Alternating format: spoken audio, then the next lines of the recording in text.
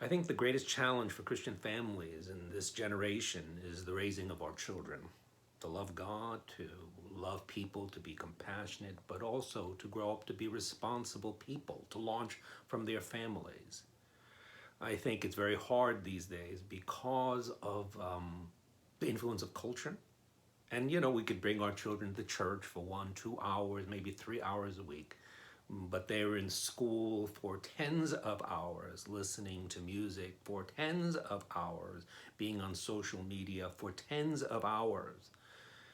And those influence will, they will have effect upon our children. So it's very, very important not to isolate our children or to raise them in a box, but to really understand the influences of these things and to counter influence with the teaching of Christ. Now, in these mini sermons, because they're so short, it's very hard to talk about all the things. 2 weeks ago, we talked about, we started the series about love and then loving their neighbor. This one's about raising our kids to have the traits to be responsible, good people. Now, you say, where should I go to learn about this? I think the best book of the Bible to learn about this is the Book of Proverbs, which was written to train people to be kings, okay? And I can't give you all the components of what it takes to raise a child, but I'm going to give you three, and then you go into the Book of Proverbs to see some of the other ones. Let me give you an example.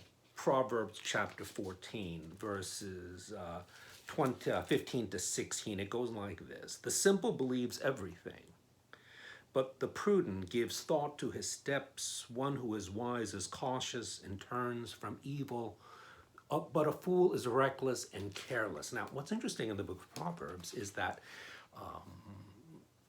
the person who compiles it has these sort of stock descriptions of someone who is foolish, someone who is a sluggard or lazy, and warns that as a person is growing, they should not have these traits. Now, in this passage, in Proverbs 14, 15, and 16, the trait that is sort of extolled is the ability to discern and to turn away from evil, to know what is wrong, know what's going to get in trouble. And I think this is a great trait to have in the coming generation.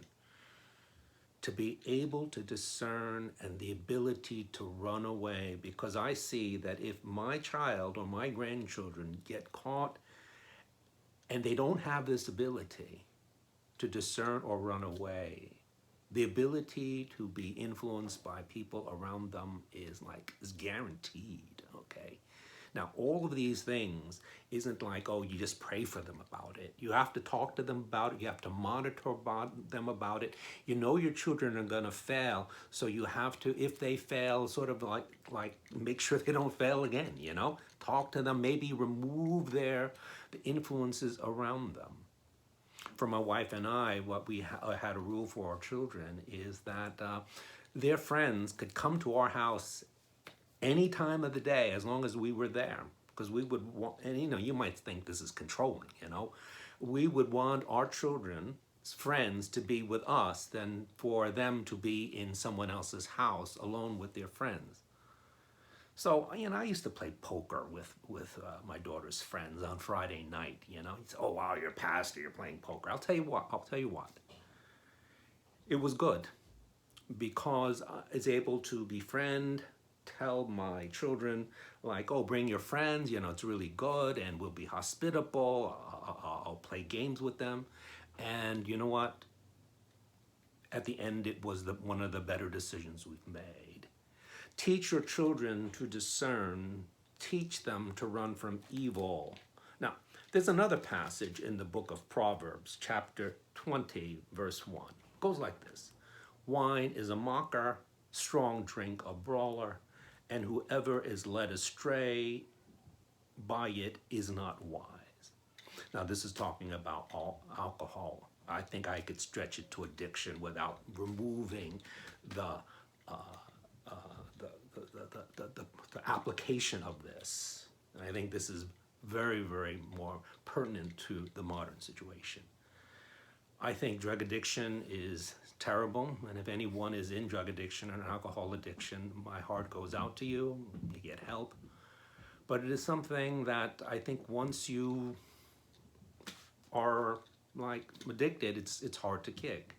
And one of the purposes of being a parent is to ensure that your children do not get into practices that will make them adults that have a difficulty functioning.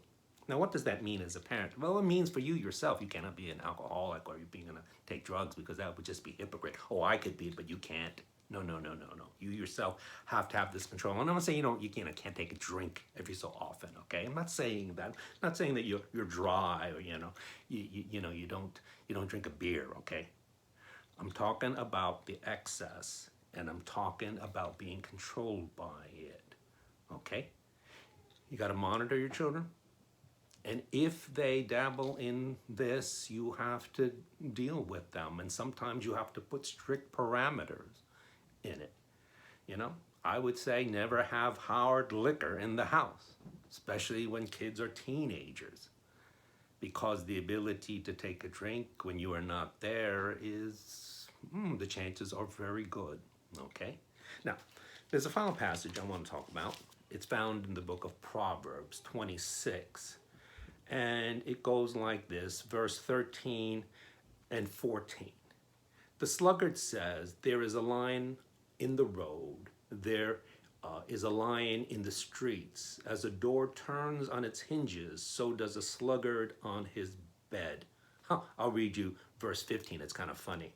The sluggard buries his hand in the dish, it wears him out to bring it back to his mouth. Imagine this depiction of someone so lazy, he puts his hand to pick up, let's say, a spoonful of food, but he's too tired to lift it to his mouth. Okay, it's a metaphor, okay? It's exaggeration, but the point is that someone who is not functional, sluggard, lazy, can't complete anything, doesn't show up, makes excuses. Oh, it's too dangerous, you see.